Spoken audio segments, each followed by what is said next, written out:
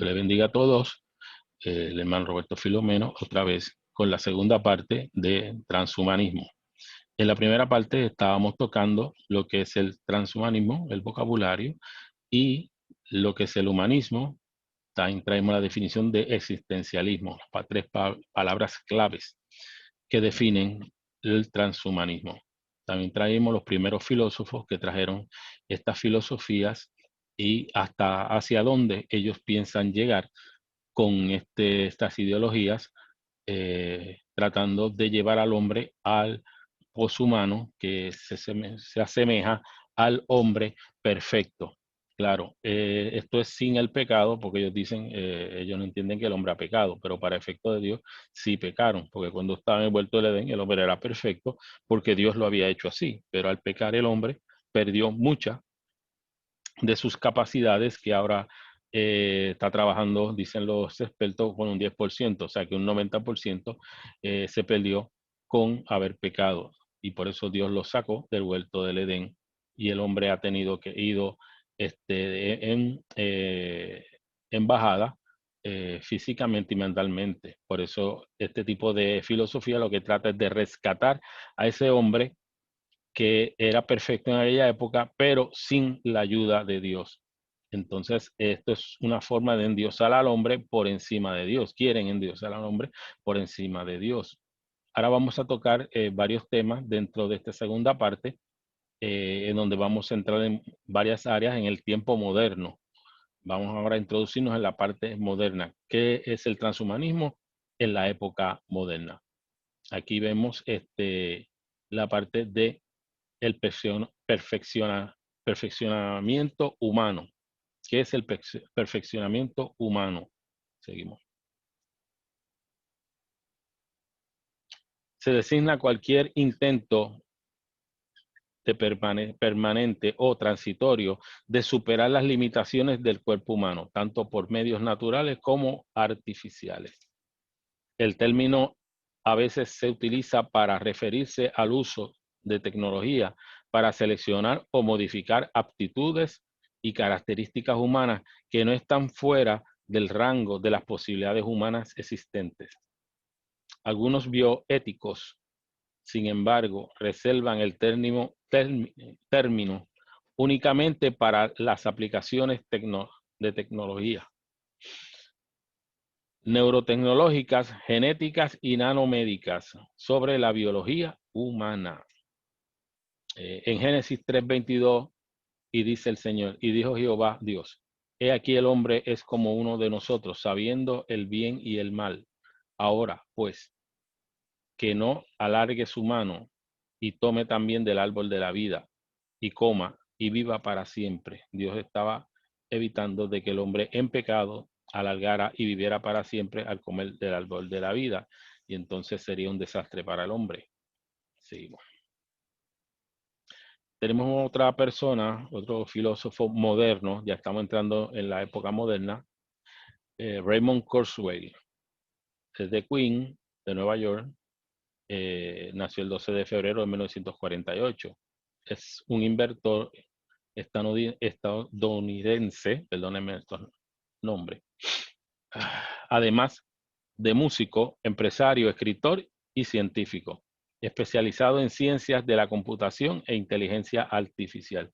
Estamos viendo cómo la inteligencia artificial está corriendo a velocidad. Desde el 2012 es director de ingeniería en Google, así que ya sabemos que está trabajando para la compañía de Internet Google.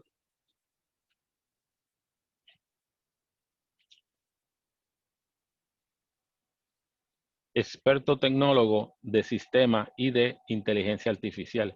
Es actualmente el presidente de la empresa informática Kurzweil Technology, que se dedica a elaborar dispositivos electrónicos de conversación máquina-humano. Aquí estamos viendo ya las primeras partes de esa transferencia que se quiere hacer entre la máquina y el ser humano, la conexión electrónica entre el ser humano y la máquina.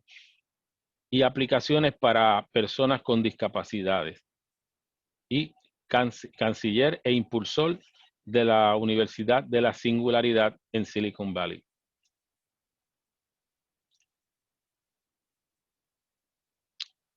Raymond Kurzweil es un pionero de la ley del rendimiento acelerado e historia de la tecnología. El cambio acelerado es un incremento en la tasa de progreso del tecnológicos.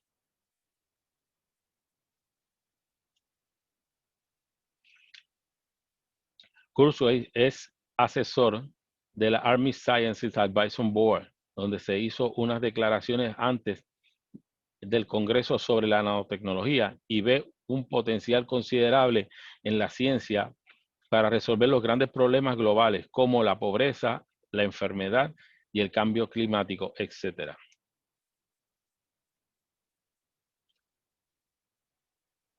Kurzweil predijo que los nanobots serán usados para tareas de mantenimiento en el cuerpo humano y para aumentar la esperanza de vida. El científico ha enfatizado en los peligros potenciales de la nanotecnología, pero argumenta que en la práctica el progreso no se puede ser detenido y cualquier intento de hacerlo retrasará los avances en tecnología defensiva y beneficios más que las dañinas, incrementando el peligro. Aquí está hablando Kurzweil que se pueden crear dispositivos que pueden ayudar, porque una de las ideas es tratar de corregir los defectos, las enfermedades a través de la nanotecnología. Y estos nanobots los quieren implantar dentro del cuerpo humano para ir reparando poco a poco todos los defectos que puedan aparecer en el ser humano. De hecho, ya hay una tecnología que está empezando a surgir.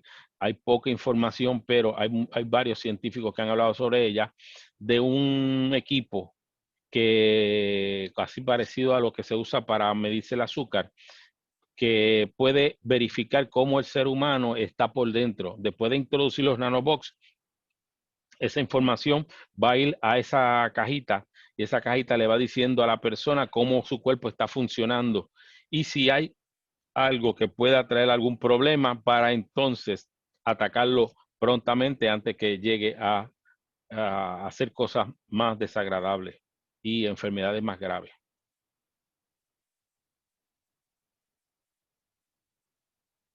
Dice que la idea clave para la regulación es asegurarse de que el progreso procede en forma segura y rápida. Aplica este razonamiento a las biotecnologías, la inteligencia artificial y la tecnología en general.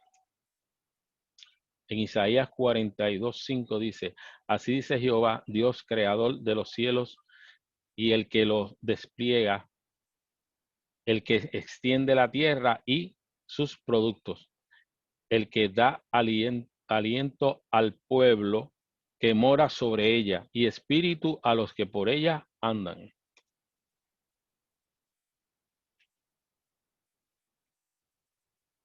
Podría decirse que Kurzweil obtuvo gran parte de su credibilidad como futurista gracias a su primer libro, La Era de las Máquinas Inteligentes, escrito en 1986 y 1989 y publicado en 1990.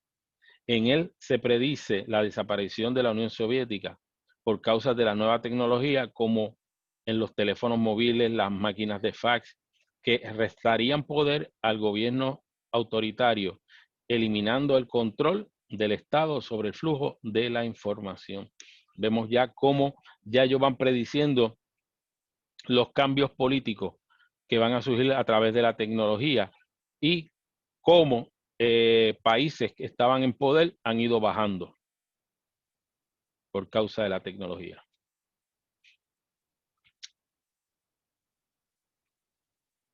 El libro de Kurzweil también extrapola las tendencias persistentes de las mejoras del software de ajedrez para los ordenadores, prediciendo correctamente que los ordenadores derrotarían a los mejores jugadores de ajedrez humanos hacia 1998. De hecho, fue en mayo del 1997 cuando el campeón de ajedrez Garry Kasparov fue derrotado por un ordenador llamado Deep Blue.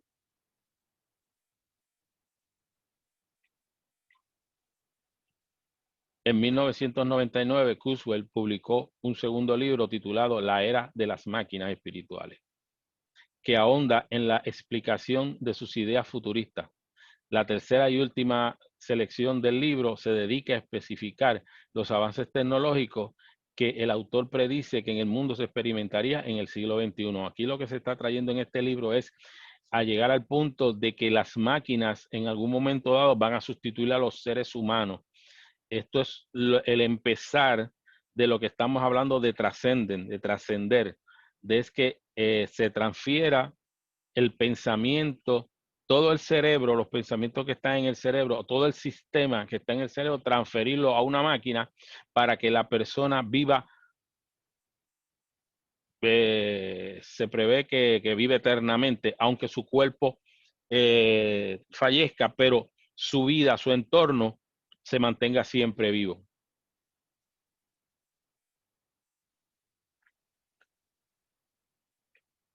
La titulada Face of the Future, Face to the Future, quiero decir, enfrentar el futuro.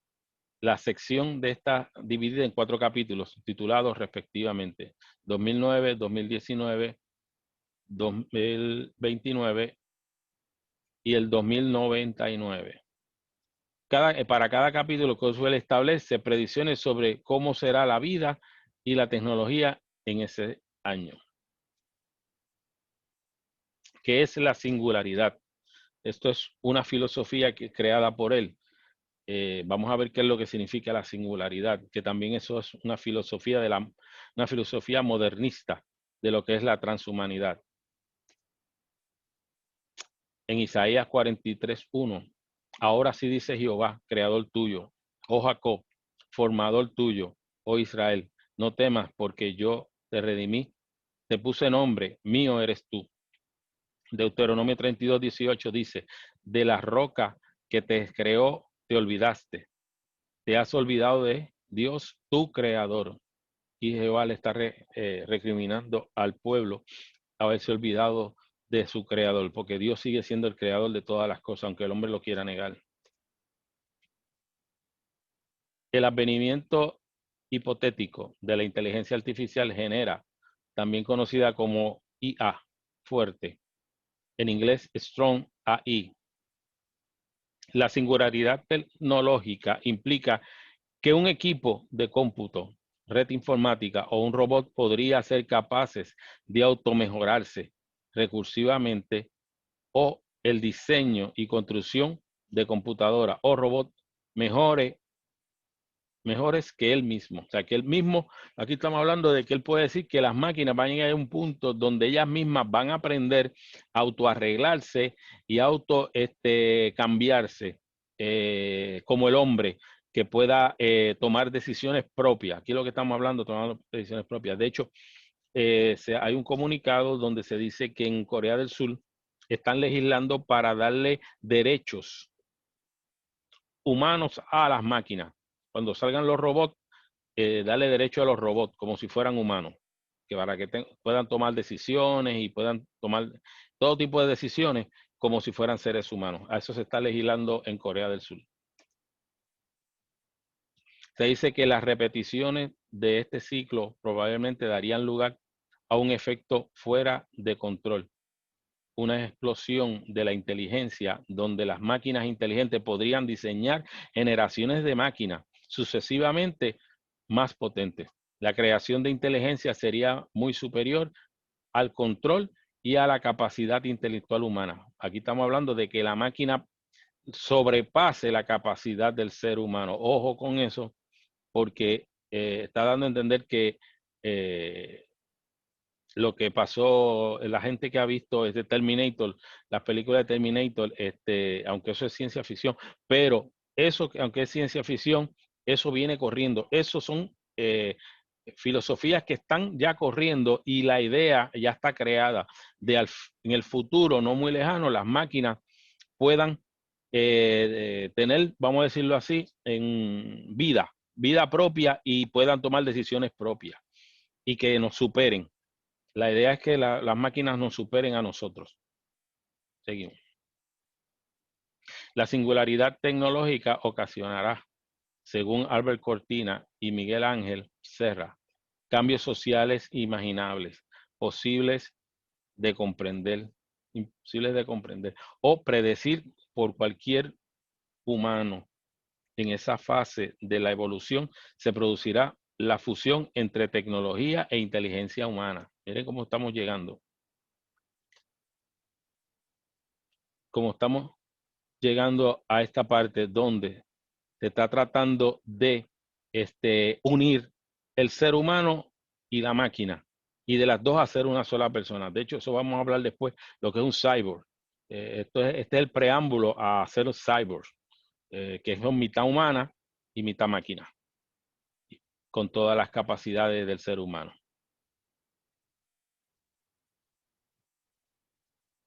Seguimos. La singularidad está cerca, dice Coswell. Vamos a ver qué es lo que dice. Dice, la singularidad tecnológica básicamente establece que llegará un momento en que la tecnología se desarrollará de manera tan rápida que los robots, ordenadores, máquinas, etcétera, serán capaces de mejorarse a sí mismos y de forma recurrente, llegando a desarrollar superordenadores, superrobots que serán muy superiores a nuestra capacidad intelectual y física y posiblemente nuestro control. Aquí están hablando de controlar al ser humano, al revés de lo que se pensaba, que era el hombre controlar la máquina. Vaya un momento, ellos quieren que las máquinas controlen al ser humano. Terminator.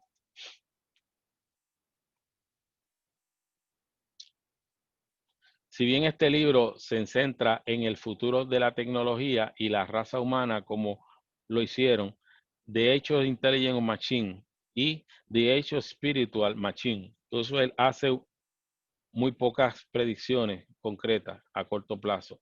The Singularity is Near, aunque abundan las visiones a más largo plazo, Kurzweil predijo que en el 2005 se introducirían las supercomputadoras con capacidad computacional para singular el plegamiento de proteínas. Vamos a ver. En el 2010, una supercomputadora simuló el plegamiento de proteínas para una proteína muy pequeña a nivel atómico.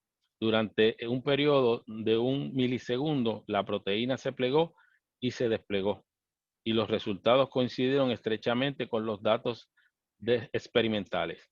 Ok, que estamos hablando de plegamiento. Plegamiento es unir dos proteínas que por una situación biológica no se unen, pero con este sistema de computadora se tiende a que esta supercomputadora pueda pegar esa proteína una con otra y crear otra nueva proteína. La idea es crear una nueva proteína. El plegamiento de proteínas es el proceso físico mediante el cual una cadena de proteínas adquiere su estructura tridimensional nativa, una conformación que suele ser biológicamente funcional de manera rápida y reproducible. Es el proceso físico mediante el cual los polipéptidos se pliegan en sus estructuras tridimensionales, característica funcional a partir de una espiral aleatoria. De lo que estamos hablando de unir dos proteínas que están separadas, unirlas y crear una. Vamos a hablar de quién es Mario Bunger y el realismo científico. Ahorita hablamos de Bunger en la primera parte, traemos a Bunger como filósofo moderno. Vamos a definir lo que él dijo y su realismo científico. En Proverbios 15:2, el Señor dice, la lengua de los sabios adornará la sabiduría, mas la boca de los necios hablará sandeces. Proverbios 14:16, el sabio teme y se aparta del mal, mas el insensato se muestra insolente y confiado. El 21 de septiembre de 1919 nacía el físico teórico y filósofo argentino Mario Augusto Bunge, por lo que hoy cumple 97 años. Este intelectual bonaerense se licenció y doctoró en matemáticas y física en la Universidad Nacional de La Plata, donde además Impartió clases físicas, teóricas y filosóficas, de filosofía. Perdón. Posteriormente se trasladó a la Universidad de Buenos Aires para terminar dando clases hasta que se jubiló de lógica y metafísica, una de las universidades de McGill en Montreal, Canadá. Es un autor muy prolífico, riguroso y reconocido por sus profundas caracterizaciones de la ciencia, algo que se le considera demasiado complejo como para identificarlo como el único rasgo y que, por tanto, debería tratarse como un campo cognitivo, cuyo objetivo es la obtención y difusión del conocimiento. Autor de casi centenas de libros y otros cientos de artículos sobre la semántica, ortología, epistemología, filosofía de la ciencia o ética científica en 1982. Fue galardonado con el Premio Príncipe de Asturias de Comunicación y Humanidades por obras como La ciencia, su método y su filosofía, en la que analiza desde un punto de vista de la filosofía aplicada las bases del método científico. Siempre trató de aplicar con rigor el método científico a través de las matemáticas y del conocimiento, creando su propia visión del realismo científico. El realismo científico bungeano, caracterizado por la aplicación práctica de pensamientos filosóficos de la ciencia. Este tipo de pensamiento se ha llevado a estudiar desde su perspectiva cuestiones como la naturaleza de la energía o del espacio y el tiempo.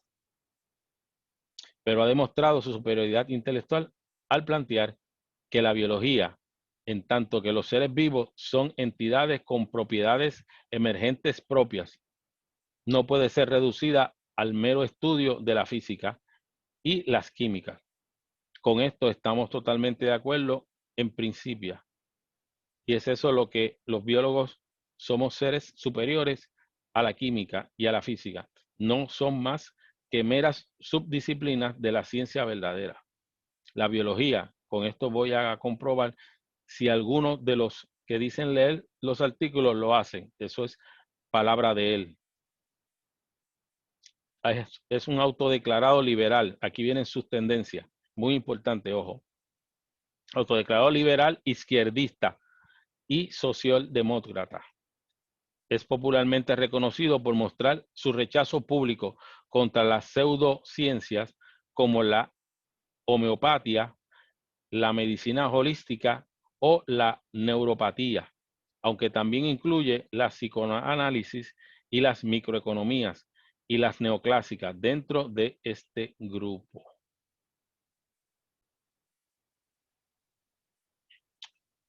Vamos con el transhumanismo democrático. Aquí vamos a ver cómo el transhumanismo entra en la política. Porque tenemos que entender que la filosofía, si la deja sola, pues sigue siendo filosofía, pero se queda ahí. Se queda como algo meramente filosófico, como algo que se queda en el aire, no trasciende más allá. Pero al llevarlo a la política, se vuelve una herramienta para presionar a los seres humanos a aceptar obligatoriamente todo lo que la filosofía determina que debe ser para el ser humano. Aquí entramos a forzar al ser humano a hacer cosas porque la filosofía lo determina. Un término acuñado por James Hughes en 2002 hace referencia a las posturas de los transhumanistas, defensores del desarrollo y el uso de las tecnologías de perfeccionamiento humano, que promulga las vistas políticas liberales, sociales y democratistas radicales. Según Hughes, la ideología proviene de las afirmaciones de los seres humanos. Generalmente están más felices cuando toman control racional de las fuerzas naturales y sociales que controlan su vida. La fundación ética del transhumanismo democrático dependen del utilitarismo de las reglas y la teoría de la personalidad no nanotranspositiva antropocéntricas. Palabra fuerte. Perdón, estas palabras son palabras de domingo. Mientras pone una objeción a la bioconservadurismo de la derecha e izquierda y el transhumanismo libertario, Huguet quiere fomentar que los transhumanistas democráticos y sus aliados progresistas potencialmente se unan como un nuevo movimiento social e influyan en la política pública y biopolítica. Un intento de expandir el término del medio entre el realismo tecnológico y el utopismo tecnológico. Se puede considerar el transhumanismo democrático en una forma radical del tecnoprogresismo. Acuérdense, en esta palabra progresismo tienen unas connotaciones un poco, todo el mundo la mira como de progreso, pero si vamos a ver a la hora de la aplicación, porque si lo leemos tras progreso, pues todo el mundo dice progreso, pero al aplicarlo es otra cosa. Una cosa es decirlo y otra cosa es aplicarlo. Pero normalmente el progresismo lo que nos lleva es lo que estamos pasando ahora mismo, igual que pasa con la ideología de género, que nos lleva a hundirnos como seres humanos. El término radical, que aparece varias veces en las obras de Hughes, se utiliza como un significado objetivo de o perteneciente a la raíz o ir a la raíz. Su tesis central es que la tecnología emergente y las democracias radical pueden ayudar a los ciudadanos a superar varias causas y raíces de la desigualdad del poder. Vamos con el objetivo del transhumanismo. El Salmo 92:12 dice, el justo florecerá como la palmera, crecerá como el cedro en el Líbano. 92:13 dice, plantados en la casa de Jehová, en los atrios de nuestro Dios florecerá. Cerca del Señor es que el ser humano puede florecer. Aún en la vejez fructificará y estarán vigorosos y verdes para anunciar que Jehová, mi fortaleza, es recto y que en él no hay injusticia. Esta es la base del transhumanismo, o en sí es lo que el transhumanismo tiene. Esa filosofía tiene tres partes que las que quiere corregir del ser humano y utiliza estas tres partes que vamos a presentar ahora, que son la superinteligencia, la superlongevidad y la super felicidad. Tres principios básicos de aspiración. La superlongevidad, ya lo dije, la superinteligencia y el super bienestar. Aunque muchos teóricos y partidarios del transhumanismo buscan aplicar la razón y la ciencia y la tecnología para reducir la pobreza, las enfermedades, las discapacidades y la malnutrición de todo el mundo, el transhumanismo se dirige en un enfoque particular en las aplicaciones de la tecnología para mejor de los cuerpos humanos en forma individual. Muchos transhumanistas valoran activamente el potencial de la tecnología futura y los sistemas sociales innovadores para mejorar la calidad de toda vida, a la vez que trata de hacer efectiva la igualdad consagrada en los sistemas políticos legales democráticos mediante la eliminación de las enfermedades congénitas. Aquí vemos como la manipulación genética, esto es parte de la manipulación genética. Eso lo vamos a estudiar más tarde, cómo se manipula la genética en todo esto. Los filósofos transhumanistas argumentan que no solo existe el imperativo ético profesionalista de tratar de progresar y mejorar la condición humana, también es posible y deseable para la humanidad el entrar en una fase de la existencia poshumana, en la que los humanos controlen su propia evolución. En tal fase, la evolución natural sería reemplazada por el cambio deliberado. Para prolongarlo, los transhumanistas siguen la perspectiva de interdisciplinares para entender y evaluar las posibilidades de superar las limitaciones biológicas. Recurren a la perspectiva y a varios campos de la ética como bioética, principalmente, pero no en forma exclusiva desde una perspectiva humanista, secular, socialmente progresista y políticamente liberal. Al contrario de muchos filósofos y críticos social y activistas que dan un valor moral a la perversión, a la moral y a la preservación de los sistemas naturales. Los transhumanistas ven el concepto mismo de lo natural como una nebulosa problemática en el mejor de los casos y un obstáculo al progreso en el peor. La superlongevidad. Vamos a entrar cómo esta filosofía trata por todos los medios, utilizando la tecnología y la ciencia para frenar el envejecimiento del hombre. Acuérdense que cuando el hombre estaba en el huerto del Edén, Dios lo había hecho eterno, pero al pecar y fallarle al Señor, pierde la eternidad. Por ende, en la misma Biblia dice que cuando él trabajara la tierra, después de eso, iba a perder la fuerza. En pocas palabras, su vigor, todo su vigor se iba a ir perdiendo según fuera trabajando. Por eso es que el hombre nace y fallece, pero que su cuerpo iba a envejecer. Esto es una filosofía que trata de detener a toda costa del envejecimiento o por lo menos retrasarlo. Por eso que usted ve tanta estética, tanto doctor que trabaja con la estética en los hombres y en las mujeres. Antes mayormente las mujeres, ahora en los hombres. Vamos a ver qué nos dice esto. En Génesis 2:25. Y vivió Matusalén 187 años, engendró a Lamec. Y vivió Matusalén después que engendró a Lamec 682 años y engendró hijos e hijas. Y fueron pues todos los días de Matusalén 969 años y murió. Fíjese que el último hombre que registra la Biblia que duró muchos años fue Matusalén. Pero después si vemos el orden cronológico, cuando Noé sale del barco, del arca, perdón, ve que el tiempo de vida se acorta totalmente. Quiere decir que la gente antes del diluvio duraba muchos años. Eran personas longevas de muchos años.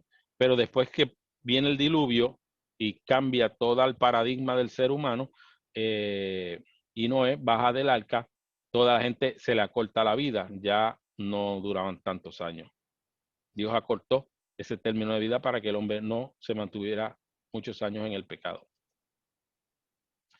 Conocer en profundidad el proceso de envejecimiento amplía las posibilidades de vivir más años en mejores condiciones.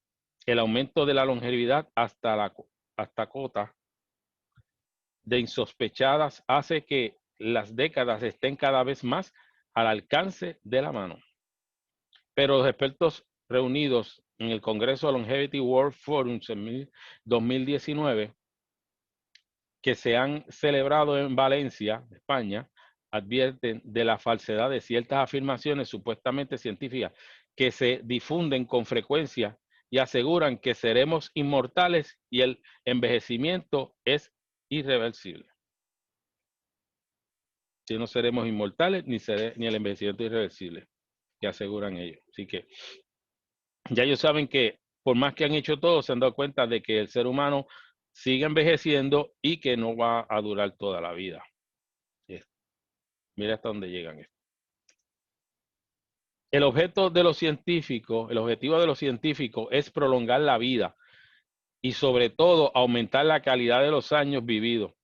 Coinciden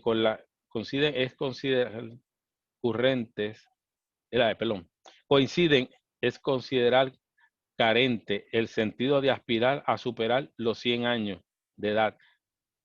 Y si los últimos 20 años o más está marcado por las enfermedades y la dependencia. Ok, aquí lo que trata de decir que ya ellos han estudiado todo esto, han hecho lo máximo que han podido determinar es que el hombre llega no más de 100 años y que espera que los últimos 20 años entonces estén marcados por muchas enfermedades y dependencias.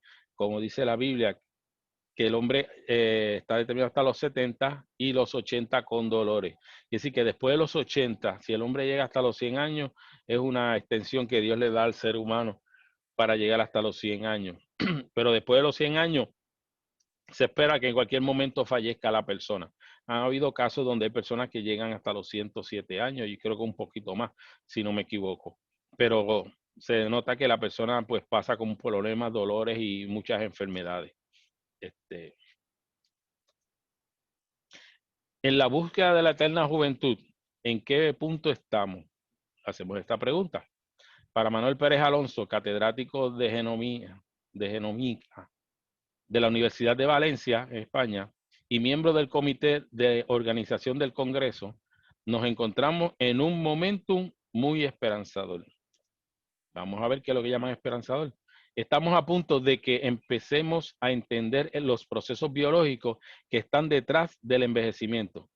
No es más que el principio. En los próximos años se detendrá mucho más y se va a poder plantear frenar el proceso y envejecer más saludablemente.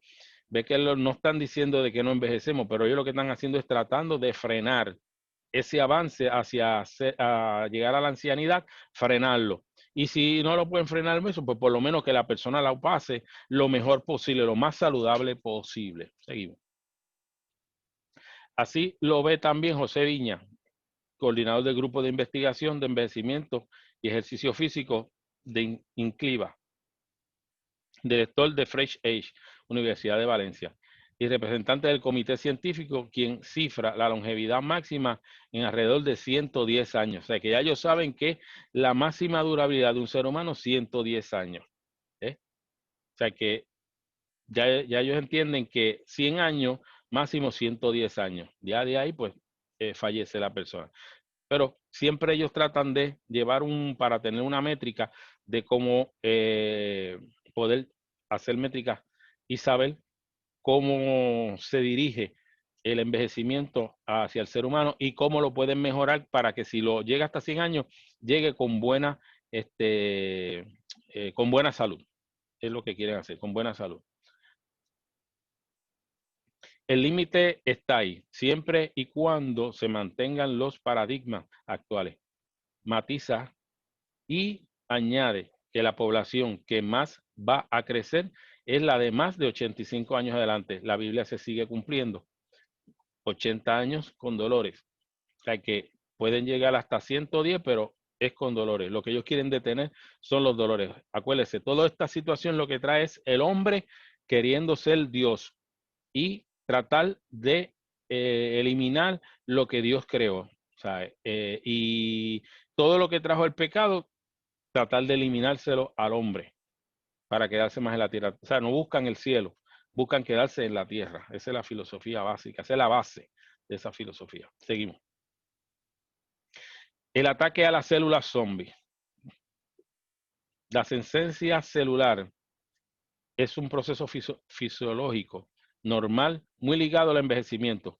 Puede aprovecharse para combatir los estragos que sufre el organismo con el paso de los años.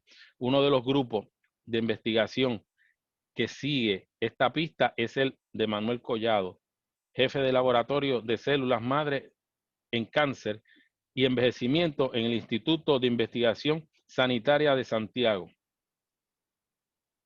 Según explica, la senescencia celular es una respuesta que tienen todas las células y que tienen que ver con la capacidad limitada para dividirse en forma continua. Llega un momento en que ya no se pueden continuar reproduciéndose y se acumula en ciertos sitios. Hoy en día ya nadie duda de que contribuye al envejecimiento, agrega. Los fármacos anti-envejecimiento, esto es otro producto que se están usando. Acuérdense, Mafactor, todas estas tiendas de belleza, La Conte, bueno, todos estos productos de belleza lo que tratan es anti-envejecimiento. Eso se ve acá rato en las noticias, en los programas de televisión, que usted ve que mucho comercial hay sobre la belleza, todo lo que tenga que ver con la belleza y los productos de belleza para detener el envejecimiento. Se investigan múltiples fármacos con un gran potencial para frenar el envejecimiento y el futuro, y podrían emplearse de forma preventiva como agentes rejuvenecedores en personas sanas. Pérez Alonso cree que aún es pronto para apostar por ninguno de ellos. En este momento no hay ningún fármaco que podamos tomar para alargar la vida. No hay ninguno cuyo efectos se hayan demostrado al 100%. Pero hay estudios muy prometedores y no descarto que en un plazo no muy lejano sirva para frenar el proceso de envejecimiento. Vamos a ver qué dice la palabra del Señor. Dice Génesis 9:29. Aquí estamos trayendo una tabla donde, perdón, vamos a ver lo que hablé ahorita, cómo han ido bajando a través de los años, desde el principio, las edades de las personas hasta la fecha. Empezamos con la tabla que dice 9:29, dice, fueron todos los días de Noé 950 años y murió. ¿Ve? Después de el diluvio, lo más que duró fue Noé, ¿ve? Porque antes del diluvio, Matusalén fue el más que duró, pero después que vino el diluvio y terminó el diluvio, el más que duró fue Noé, pero fíjense que lo que duró fue 950 años, o sea, un poco menos que Matusalén. Y seguimos mirando, 25:7, Génesis 25:7, y estos fueron los días de Abraham, el padre de la fe, 175 años. Ve cómo va bajando. En Génesis 47:28, vivió Jacob en tierra de Egipto 17 años, y fueron los días de Jacob. Él vivió en Egipto 17 años, y fueron los días de Jacob, todos los días de Jacob de su vida fueron 147. Ve que baja de 175 a 147. Estamos haciendo comparanza. Josué 24:29. Después de estas cosas, murió Josué, hijo de Nun, siervo de Jehová, siendo aún de 110 años. Fíjese, 110 años. Lo mismo que dijeron los científicos. El máximo fueron 110. Ya se estableció por los científicos que el máximo de vida son 110 años de cada ser humano. Y el último era Caleb, que murió con 85 años. Eso es lo que determina la palabra del Señor. Ve cómo ha ido bajando las edades. Y eso si lo llevamos a la vida de todas las personas que han habido, o sea, que han nacido en este mundo después del diluvio, toda la vida, como han ido bajando las edades. Aquí vemos una foto donde vemos cómo el hombre empieza su vida desde su adultez hasta su vejez, cómo se va transformando su cuerpo desde que es adulto hasta la vejez. La genética de los centenarios. Ahí estamos, vamos a hablar ahora de la genética. Muchas de las personas que llegan a los 100 años tienen una salud envidiable. El grupo de Viña investiga a estos individuos porque sirve como ejemplo de envejecimiento satisfactorio. El objetivo es tanto averiguar por qué viven muchos. El objetivo no es que tanto de que averiguar de por qué viven muchos, sino que es lo que hacen que vivan muy bien, con algunas grandes calidades de vida. La clave parece estar en la carga genética de estas personas. Por eso los científicos se afanan en buscar genes que están detrás de esa longevidad saludable. Ahí estamos hablando de la manipulación genética. Ellos están buscando esa gente que han durado tantos años de manera satisfactoria. ¿Y por qué lo han hecho? ¿Y cómo lo han hecho? Pues están buscando en la genética. Los estudios moleculares han revelado que poseen genes especiales que, entre otras cosas, controlan la muerte celular programada o la apoptosis. Sus organismos manejan perfectamente el control de la muerte celular, poniéndolas en marcha cuando se produce una amenaza.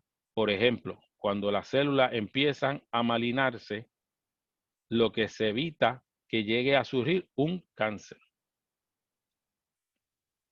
La inmortalidad. Vamos a hablar de la inmortalidad, porque la inmortalidad es parte de esta situación, porque se trae a la parte del ser humano, que el hombre siempre ha querido, después que perdió la inmortalidad, siempre ha buscado la inmortalidad, o sea, durar más tiempo en esta tierra. Hebreos 9:27, y de la manera que todo esté establecido para los hombres, que mueran una sola vez y después de esto el juicio, es lo que está establecido por el Señor. La muerte es una enfermedad curable, dicen ellos. Esta es una idea más sugerente, que maneja el transhumanismo, una de las corrientes de pensamiento construidas sobre la base de un mundo tecnológico en el que la persona supuestamente nos fundiremos con las máquinas. Aquí estamos hablando de fundir al hombre con las máquinas.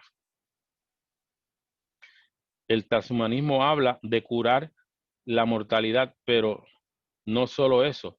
En los últimos tiempos, esta filosofía ha crecido imparablemente en ramificaciones, que va de las cuestiones médicas a la teoría política o el simbolismo contracultural.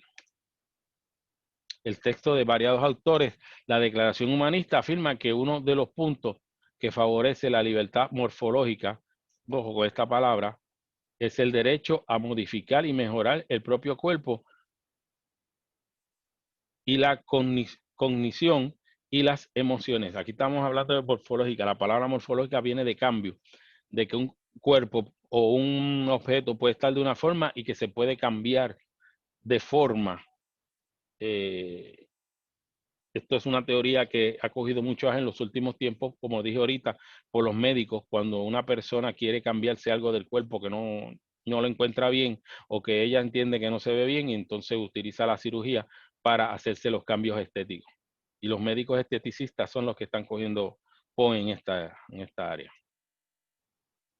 Neil Harbinson, eso otro revolucionario transhumanista.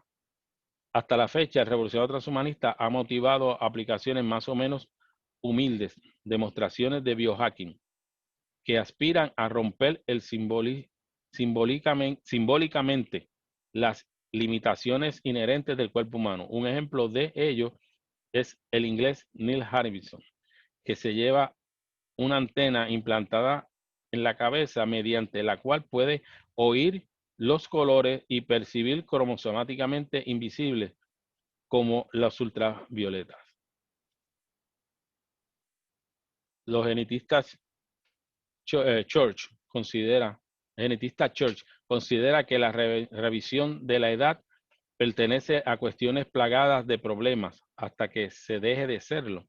Actualmente se está experimentando con la reversión de la edad, en perros usando la terapia genética, que ha tenido éxito en ratones. Una de las técnicas que según el investigador es la más prometedora en cuanto a la mortalidad y el envejecimiento. Seguimos.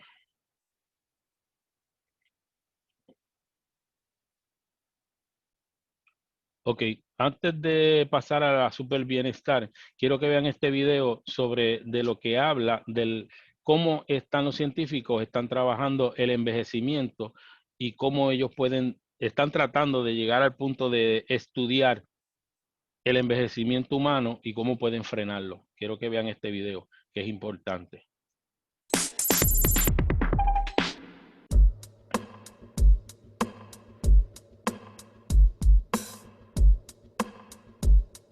El envejecimiento es el conjunto de cambios que ocurren con el tiempo, fisiológicos, que aumentan la probabilidad de morir. Y estos cambios son a todos los niveles, desde el organismo completo, los órganos, las células, las moléculas. Y bueno, en particular aquí en el laboratorio eso es lo que estudiamos, qué es lo que está cambiando con el tiempo, que hace que nos volvamos más susceptibles a adquirir múltiples enfermedades crónicas. El cerebro también envejece, lo podemos notar, por ejemplo, cuando se nos empiezan a olvidar las cosas, sobre todo las personas mayores. También, digamos que esas serían como las neuronas que hacen las funciones cognitivas, no funcionan ya tan bien como en los individuos jóvenes, pero también, por ejemplo, esto que se vuelven rígidas las personas o tiemblan, ¿no? Que más exagerado se ve, por ejemplo, en la gente que tiene Parkinson, o la pérdida de la memoria en la gente que le da Alzheimer o demencia senil de algún tipo. Sin embargo, todos esos síntomas como que están muy agudos en las enfermedades, todos los viejitos las tienen, todos los viejitos tiemblan y se ponen tiesos. Eso es porque las neuronas motoras pues ya no funcionan bien. Entonces sí envejecen también el cerebro y las células de las que está conformado el cerebro. El cerebro es como los músculos, ¿no? Que si tú los ejercitas se refuerzan y si no los usas se atrofian. Si lo dejas de usar, se debilitan las conexiones sinápticas, no se fortalecen, ¿no? Y sí, entonces el estar continuamente usándolo sí protege al cerebro, mejora la memoria. No solo no es suficiente, digamos, el hacer rompecabezas o el hacer ejercicios de memoria. Por ejemplo, el sudoku es súper buen ejercicio de memoria para la gente mayor, estar continuamente resolviendo sudokus. Pero si también haces ejercicio y también cuidas la dieta, entonces pues es más probable que llegues con un cerebro que funcione bien a edad más avanzada.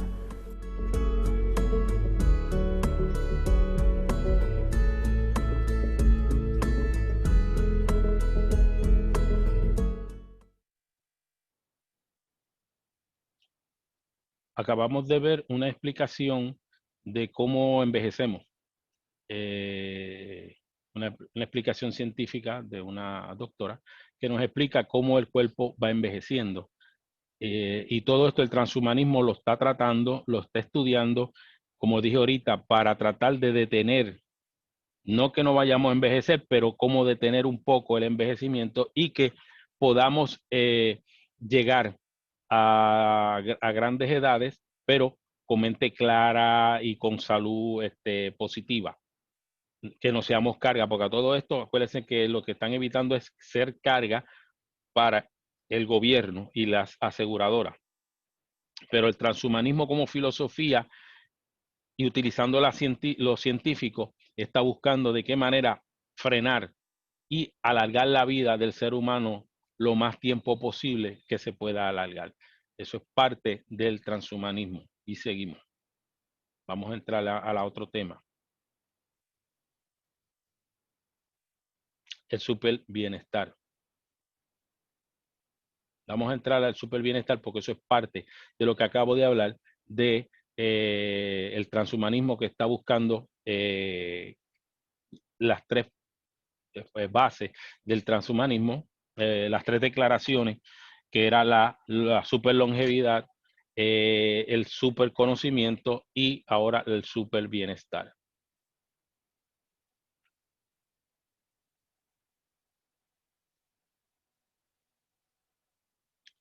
En el Salmo 25:12, ¿quién es el hombre que teme a Jehová? Y él le enseñará el camino que ha de escoger. Salmo 25:13. Gozará él del bienestar de su descendencia, heredará la tierra. La comunión íntima de Jehová es con los que le temen, y a ellos hará conocer su pacto.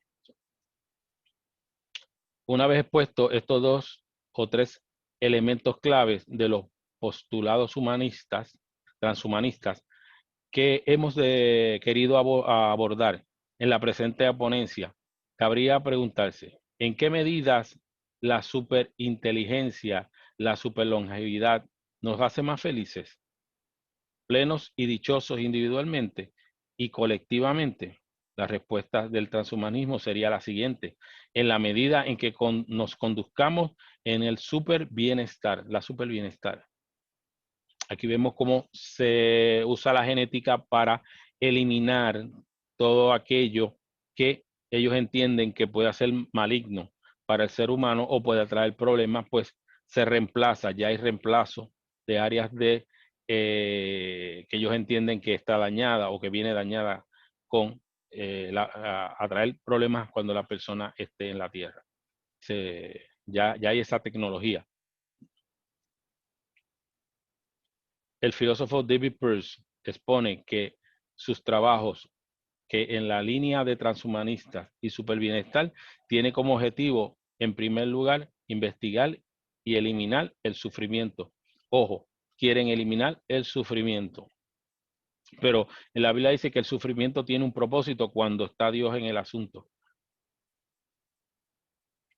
Minimizar nuestro sufrimiento y el sufrimiento de aquellos que nos importan, efectivamente es una importante parte fundamental de lo que nos impulsa y nos preocupa como seres humanos. Por lo tanto, los transhumanistas que se consideran abolicionistas argumentan que debemos empezar a utilizar la tecnología moderna para hacer exactamente eso, minimizar y eventualmente abolir el sufrimiento marcado del comienzo de una era llamada super bienestar.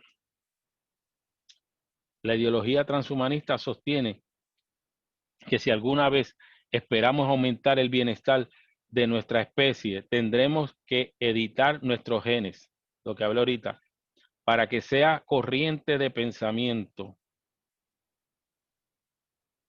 Está claro en la selección natural. No nos han diseñado para ser felices, sino para que nos han diseñado para ser buenos, para sobrevivir y para la transmisión de los genes. En la actualidad, cada niño es una tirada de datos genéticos.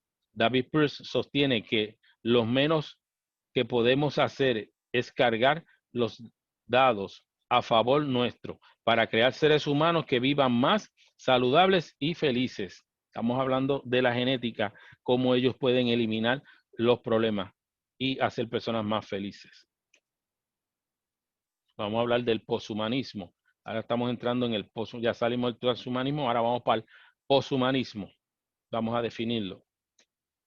En Hechos 17, 30 y 31 dice, pero Dios, habiendo pasado por alto los tiempos de esta ignorancia, ahora manda a todos los hombres de todo lugar que se arrepientan, por cuanto ha establecido el día en el cual juzgará al mundo con justicia por aquel varón a quien designó, dando fe a todos con haberle levantado de los muertos. En este término poshumanismo es utilizado por una parte como forma de designar las corrientes de pensamiento que aspira a una superación del humanismo, en el sentido de las ideas, de las imágenes provenientes del renacentismo clásico. Así se pretende actualizar dichas concepciones del siglo XXI, implicando frecuentemente una asunción de limitaciones de la inteligencia humana. Otro uso del término poshumanismo es el que suele asimilarse como destino del transhumanismo, al superar las limitaciones intelectuales físicas mediante el control tecnológico de su propia evolución biológica, emergiendo de esto una existencial fisicalista, en la que ya no se denomina trascendencia natural de la humanidad. El poshumano es un concepto notable, originario de los campos de la ciencia ficción, futurología y arte contemporáneo y filosofía. Esos múltiples orígenes intelectuales han contribuido en la profunda confusión en torno a las similitudes y diferencias entre el poshumano del postmodernismo, del poshumano del transhumanismo. El poshumanismo es una tecnología que ha ido avanzando de la mano, ya que actualmente en una forma de poder accede al conocimiento. Redes sociales, teléfonos inteligentes y demás son instrumentos que nos facilitan el acceso al conocimiento. El conocimiento relativista y el cuántico han sido diferentes tipos de conocimiento con el cual hemos ido desarrollando la tecnología debido a que esto surge propiamente de la física moderna. Además del además de que el poshumanismo toma cuerpo de naturaleza en la sociedad, las hipótesis sobre el surgimiento de un nuevo prototipo humano abren un periodo de reflexión sobre las promesas de la tecnología. Seguimos. El poshumano es un concepto notable originario de los campos de la ciencia ficción, futurología, arte contemporáneo y filosofía. Esos múltiples orígenes intelectuales han contribuido a la profunda confusión del torno de las similitudes y diferencias entre el poshumano, del postmodernismo y del poshumano, del posttranshumanismo. El poshumanismo y la tecnología han avanzado de la mano, ya que actualmente de forma de poder acceden a los conocimientos. Las redes sociales, teléfonos inteligentes y además instrumentos nos facilitan el acceso al conocimiento. Aquí vimos la conexión entre el ser humano y la tecnología. Redes sociales, teléfonos inteligentes, además de los instrumentos, nos facilitan el acceso al conocimiento. El conocimiento relativista y el cuántico han sido diferentes tipos de conocimiento con el cual hemos sido desarrollando la tecnología debido a que nos surgen propiamente de la física moderna. Además del poshumano, también toma cuerpo la naturaleza en la sociedad. La hipótesis sobre el surgimiento de un nuevo prototipo humano abre un periodo de reflexión sobre las promesas de la tecnología. La evolución. Vamos a hablar de la evolución. Vamos a hablar ahora de la evolución, porque esto es parte del transhumanismo. Esto se ha ayuntado al transhumanismo. Y vamos a ver cómo la evolución, este tipo de filosofía ha utilizado todas estas herramientas para crear vamos a decir, un muñeco para llevar esto adelante en su idea de llevar al hombre al poshumanismo y al hombre perfecto. Claro, a todo esto el hombre queriendo ser Dios se ha olvidado de Dios y en su rebelión quiere autojustificarse y autocrearse. Está dando a entender que el hombre puede autocrearse. De hecho, también hay otra filosofía que está corriendo que es la autoevaluación, que es la que ellos se determinan como que lo que ellos son es por lo que ellos sienten, no por lo que la biología, descartan la biología. En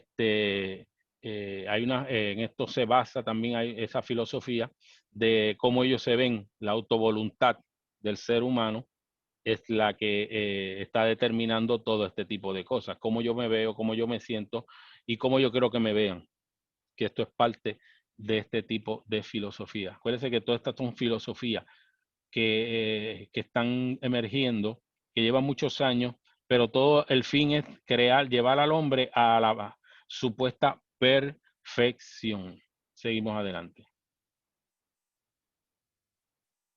Génesis 2:7. Entonces Jehová, Dios, formó al hombre del polvo de la tierra y sopló en su nariz aliento de vida. Y fue el hombre un ser viviente. Aquí vemos al ser humano, una gráfica del ser humano como ellos lo ven los evolucionistas, donde empieza como chimpancé y después lo sientan frente a una computadora. La pregunta de todo esto es lo que todavía ellos no han dicho, es cómo el eslabón perdido entre el mono y el hombre. O sea, esa parte todavía no aparece y no la han encontrado todavía. Seguimos. La evolución es un proceso universal que consiste en el cambio gradual de los seres vivos y del resto del objeto del mundo natural. En efecto, la evolución es algo general que afecta a los animales y a las plantas, pero también a las rocas, los planetas, las estrellas y todo en cuanto existe en la naturaleza.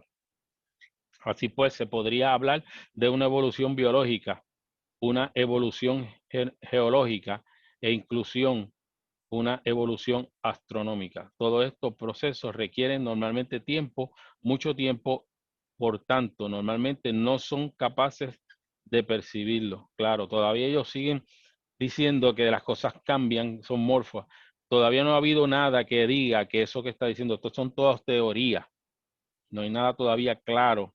No hay un eslabón que diga que un objeto que tiene una forma haya evolucionado cambiando y salga un sapo o salga una rana, o salga un pez o salga un ser humano. Nada de eso, o sea, todavía no ha habido nada que determine eso hasta la fecha. Aquí lo vemos otra vez la gráfica, pero esta vez va con el transhumanismo, la evolución como la ve el transhumanismo, desde el mono hasta la máquina. Seguimos. Puede entenderse la evolución como un proceso que deben atravesar algunas cosas y que consiste en el abandono de una etapa para pasar a otra, ya sea de manera gradual o progresiva. Podemos ejemplificar esto en el proceso de publicación de un libro, por citar un caso donde se aparece la etapa sucesiva, una idea surge en la cabeza de un escritor, él mismo comienza a escribir unos borradores y después pasa el texto en limpio y finalmente da por terminado el trabajo de escritura. Eso es lo que ellos dicen, que el ser humano pasó por todas esas. Empezó como un borrador, después empezó a limpiarse y a escribirse y después terminó el libro. Llega entonces el momento de buscar a un editor para la publicación y comercialización de la obra. Hasta esta altura, lo que queda es la idea surgida en el autor de un recuerdo vago que poco se parece al resultado final. Transhumanismo y algunos ingredientes. Aquí vamos a ver los ingredientes que fortalecen esta filosofía. Vamos a ver cómo se usa. En el día de hoy ha sido asimilado en el futuro pop de nuestros medios esa perspectiva de que la gran mayoría considera el futuro irremediable.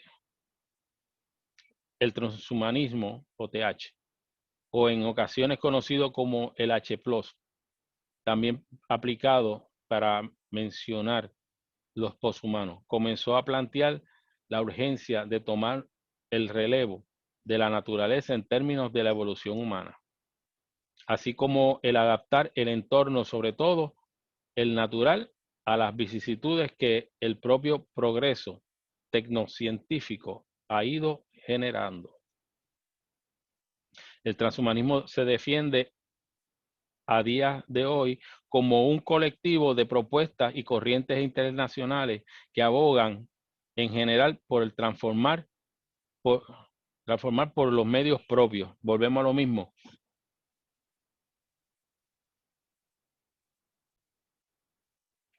El transhumanismo se defiende en el día de hoy como un colectivo de propuestas y corrientes internacionales que abogan en general por el transformar por medios propios, dijimos ahorita. Seguimos. Al ser humano y secundariamente o por defecto de su entorno hacia la superación de sus límites e imperfecciones. Todos estos golpes de tecnología, un nuevo horizonte de bienestar prometido y casi perfección, según las corrientes, conocido como poshumano. Aquí vemos lo que ellos llaman el poshumanismo. Esto es una gráfica del poshumanista, el cuerpo del ser humano, cómo ha ido mejorando y todas las áreas donde hay desperfectos la han ido mejorando. Este es un concepto de lo que se está trayendo para, fíjese, para el 2030 se supone que este tipo de modelo sea el poshumanista. Seguimos. Vamos a hacer la diferencia entre el humano y el poshumano. Vamos a hacer como una pequeña comparación para que entendamos cómo es que el ser humano y el poshumano, cuáles son las diferencias y dónde están las mejoras que ellos supuestamente están haciendo. Seguimos. Aquí vemos una gráfica del poshumano y el humano. Claro, en este concepto del poshumanismo lo que estamos trayendo, lo que dije ahorita, el cyborg. Esto es una forma de crear un cyborg, un hombre mitad hombre y mitad máquina. sea, tiene dos partes, parte humana y parte máquina. Es lo que llamamos un cyborg, no un robot, porque el robot totalmente mecánico. Aquí es parte mecánica y parte humana. El cerebro es humano y algunas partes, pero su estructura es mecánica. Bueno. El poshumano dice que está controlado por una computadora. El B, su sistema cognitivo es un sistema operativo. Partes humanas y partes mecánicas, lo que acabo de decir. Su sistema de aprendizaje en el D es el Internet. Sí, se usa mucho el Internet porque de ahí es que toma todas sus ideas y todas sus cosas. La parte E, la fuerza es anormal. Fuerza anormal porque es una máquina. El F, pensamientos rápidos y lógicos. Sí, porque la máquina tiende a tener pensamientos muy rápidos y lógicos. ¿Tiene cerebro humano? Sí, pueden tener cerebro humano. La H, no sienten dolor. Se les bloquea también el área. Puede ser que no, se les bloquea esas áreas. No sienten dolor. Pueden hacer fuerza más allá de sus límites. La I, no tienen sentimiento propio. Ahí es que está la cosa, porque se vuelve una máquina. La máquina no tiene sentimiento. La J, no tienen amor como fruto, así que no pueden amar, no pueden sentir amor por nadie, porque no tienen amor como fruto. La K, no tienen espíritu ni frutos del espíritu, por ende, son solamente almas sin espíritu. No tienen conexión con el Dios Padre, claro, no oran, no tienen conexión con el Espíritu de Dios. Tienen alma, sí, tienen alma, porque son mitad máquina, mitad humano. N tiene un exoesqueleto medio o completo. Exoesqueleto es su estructura física, puede ser completamente una máquina o puede ser mitad esqueleto y mitad metal. Sus sentidos son por sensores. Usan sensores para tener los sentidos en los dedos, de las manos, de los pies. Para todos esos momentos usan sensores. Los movimientos son más toscos y lentos, tienden a ser toscos y lentos bueno, la idea de llevarlos hasta ser un humano, pues en el futuro creo que lo harán que caminen más normalmente, es lo que se trata. La Q, pueden desarrollar mayor velocidad al correr, sí, pueden correr mucho más rápido, porque son máquinas, tienden a fuerza con máquinas. Seguimos. En Génesis 2:19, Jehová Dios formó pues al hombre de la tierra, toda bestia del campo y toda ave de los cielos, y las trajo a Adán para que viese cómo las había de llamar. Y todo lo que Adán llamó a los animales vivientes, ese es su nombre. Y puso Adán nombre a toda bestia, ave de los cielos y a todo ganado del campo. Mas para Adán no se halló ayuda idónea en ese momento. ¿Ves la mente que tenía Adán? Que Dios le había dado, era una supermente en aquel tiempo para que, y lleno del Espíritu Santo, para que tuviera sabiduría. Vamos a ver el ser humano. Ahora vamos a ver las características del ser humano. Tienen alma, tiene espíritu, tiene un cuerpo, tiene cerebro, tiene pensamientos, son menos rápidos, hay algunas excepciones, tienen 5 sentidos, pueden tener conexión con el Dios y Padre, claro, tienen espíritu, es templo del Espíritu Santo, claro que sí, tiene fuerza natural, no sobrenatural, sistema cognitivo natural y espiritual, o sea, tiene razonamiento y pensamiento. Puede razonar, la máquina no razona, la máquina solamente actúa, pero no razona. El ser humano tiene sistema natural, espiritual de cognitivo.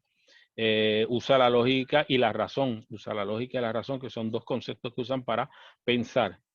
Tienen sentimiento propio, tienen amor como fruto. Puede aprender por lectura, sonido, visión y tacto, formas de aprendizaje. No usa el internet.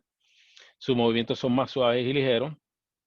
Su velocidad al correr es normal a su capacidad, en su capacidad. De hecho, hay una métrica que se hizo de los corredores humanos, y el máximo en velocidad Ahora son 27.96 millas por hora. Eso lo hizo Usain Bolt en las últimas Olimpiadas que se dieron, el que ha sido el hombre más rápido del mundo. Y sienten dolor. Hay otra cosa que no puse, pero es que el ser humano tiene la capacidad de recordar. La máquina no tiene capacidad de recordar. Ese es el paradigma que hay con crear las máquinas, porque a toda hora no han podido hacer que las máquinas recuerden cosas pasadas. Pero el ser humano sí puede recordar cosas pasadas, cosas vividas en el pasado que le ayudan para el futuro, pero las máquinas no tienen esa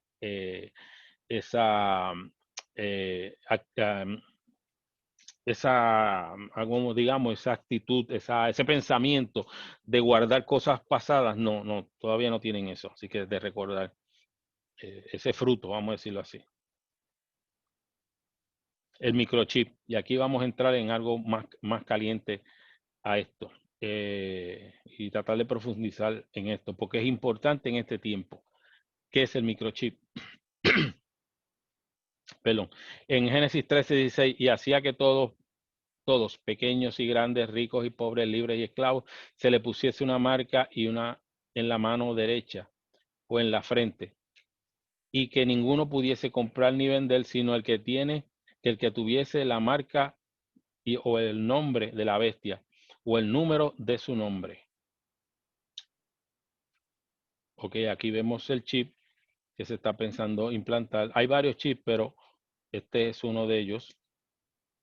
Aquí vemos lo que el chip, que se llama el Very Chip, puede hacer cuando esté instalado en el ser humano, cómo pueden abrir las puertas, porque ahí está todo su sistema de identificación.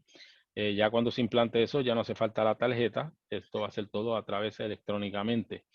Esto es para la gran tribulación, la iglesia no va a estar aquí, así que eso funcionar no lo vamos a ver. Posiblemente veamos algunos ápices de un principio, pero en sí funcionando total no, porque la iglesia se va y eso es lo que esperamos.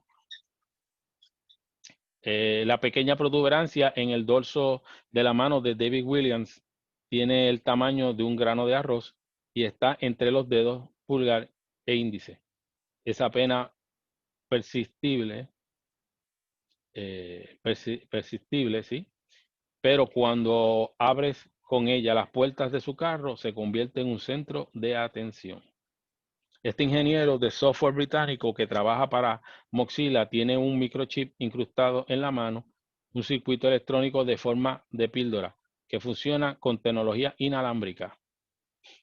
Dice él cuando lo entrevistan, tengo muy mala memoria, le dijo a un reportero de la BBC, por eso decidió implantarse ese pequeño dispositivo que le permite no entrar en pánico si se olvida de las llaves de la casa.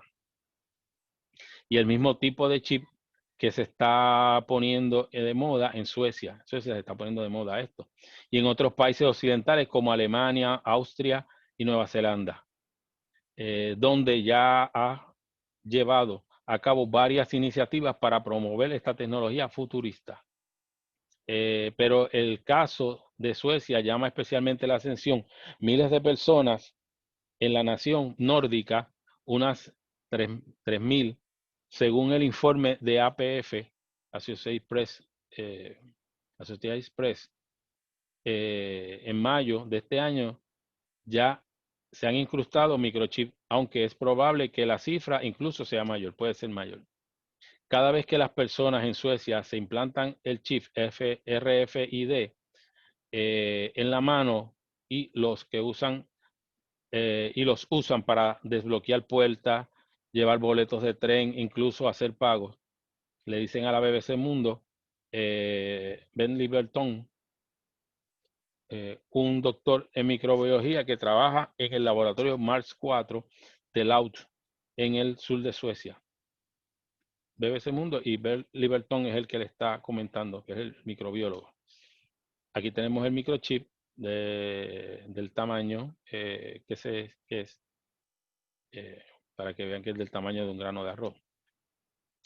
Estoy trayendo esto porque estoy haciendo una comparación, porque al enemigo le gusta imitar las cosas del Señor. Y dice, y la unción del sacerdocio, Fíjese que si vamos a Éxodo 29, 20, dice, y matarás un carnero y tomarás de su sangre y la pondrás sobre el lóbulo de la oreja derecha de Aarón y sobre el lóbulo de la oreja de su hijo y sobre el dedo pulgar de la mano derecha de ellos y sobre el dedo pulgar de los pies derechos de ellos y rocerá la sangre sobre el altar alrededor. Fíjense para que usted vea que el sacerdote después, cuando lo iban a ungir para el ministerio, le ponían la sangre, pero fíjese que dice que es en la derecha, no es en la izquierda. ¿Y por qué en la derecha? Porque Dios determinó que en la derecha, por eso que dice la diestra de Jehová es la que hace progresa. Pues todo lo que se posteara tenía que ir a la mano, a la parte derecha. Y entonces se ponía en el lóbulo, en el dedo y en el dedo del pie. ¿Entiendes? Y porque si miramos más adelante, el Very Chip también se va a poner en la mano derecha. Fíjese que la Biblia dice que en la mano derecha, no en la mano izquierda. Y en la frente.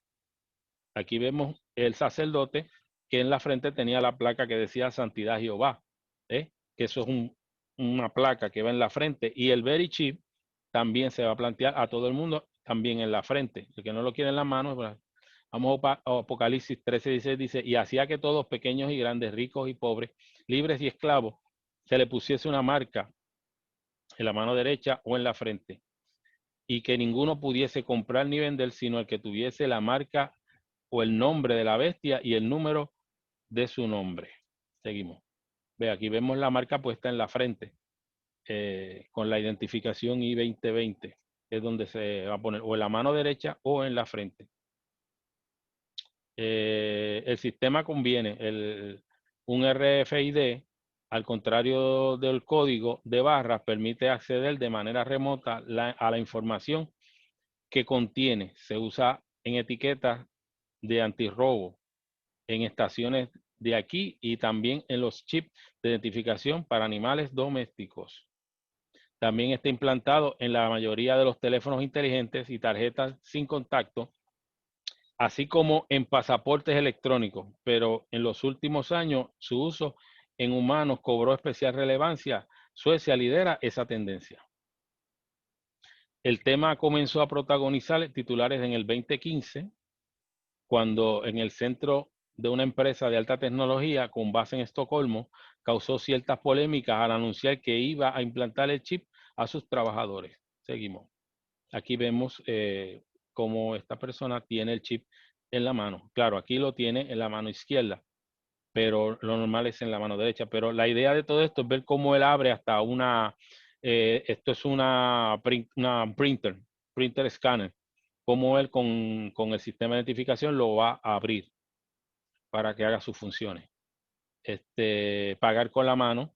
Los chips permiten utilizar el pago, se llama contactless, sin contacto, una práctica especialmente promovida en Suecia, donde apenas el 1% del valor de todas las transacciones se realiza desde el 2016, que se hizo con efectivo. Se hizo efectivo. Como la mujer con una plancha cambió para siempre la manera en la que pagamos. Aquí vemos, algunas de esas transacciones se hacen a bordo de los trenes. La compañía de trenes, SJ, la más grande del país de Suecia, es la primera en el mundo en aceptar este tipo de pago. Cuando pasa por el revisor, algunos pasajeros colocan la mano cerca de la aplicación de su celular. Los tickets del tren aparecen los tickets del tren parecen cosas del pasado. O sea que ya con la aplicación en el celular se elimina el ticket en papel. Aquí vemos cómo la persona escanea el boleto de la persona que está en el chip. Cada persona que tenga el microchip como sensor en la mano debe registrarse previamente en la compañía para obtener su número y poder pagar. Stephen Wright, director de comunicaciones de trenes de SJ Company, conoce el sistema muy bien porque él mismo tiene un microchip implantado bajo la piel de su mano. De modo que la pantalla celular del revisor le indica que el pasajero ha pagado el billete y le muestra su número y su nombre. Aquí tenemos que entender algo. Aquí tenemos que traer algo a colación que estamos trayendo, que ¿por qué en la mano derecha? Lo explicamos. Por cosas que la ciencia conoce, se ha identificado que la parte térmica, el cuerpo, por lo general emite calor o produce calor. Y se ha demostrado que cuando usted pone un termómetro, y usted puede hacer la prueba, en la mano izquierda y lo prueba en la mano derecha, se va a dar cuenta de que las temperaturas no son iguales. Y todo está en el mismo cuerpo, pero para que usted vea, la temperatura en la mano derecha y en la frente son temperaturas totalmente diferentes, casi siempre son mucho más altas. Y de hecho, el VeriChip lleva una batería. ¿Cómo va a funcionar? Necesita una batería, igual que los celulares. ¿Y cómo es que ese equipo va a recargar su batería? Porque las baterías tienden a emitir voltaje hasta que se agotan. Pero este tipo de batería está diseñado para que con el calor del cuerpo ella se autogenere corriente, se autorrecargue, vamos a decirlo así. Cada vez que la persona dentro de la piel pone eso ahí, el mismo calor que genera el cuerpo genera la corriente para que la batería, o sea que la batería se va a mantener siempre cargada. No va a haber chance a que se agote por eso. Pero también tiene un peligro, porque ya lo han dicho también, de que puede haber momentos en que en algún momento la sobrecarga, que eso me imagino que lo están investigando, puede crear, porque como siempre está ahí y no se descarga, puede reventar. ¿Qué pasaría si esa batería revienta dentro de la piel? Me imagino que ahí pues son componentes químicos que podrán hacerle daño al ser humano que lo tenga implantado, tarde que temprano. Así que ahí los científicos tienen otra tablita para poder seguir estudiando eso. Seguimos hacia adelante. Aquí vemos el microchip en la mano y vemos cómo va implantado en eso. Seguimos, aquí se ve la protuberancia en la mano. Opcional. La única información que el escáner lee de los tickets de microchip es el número de membresía en el programa de fidelización del VeriChip. Este número no se considera confidencial y la privacidad de los clientes está garantizada desde nuestro punto de vista, añade. De momento, esta tecnología solo se usa en su empresa para viajes regionales. Aquí vemos el VeriChip en fotografía agrandada para que ustedes vean cómo es y todo lo que tiene, lo que se puede ver, lo que tiene por dentro.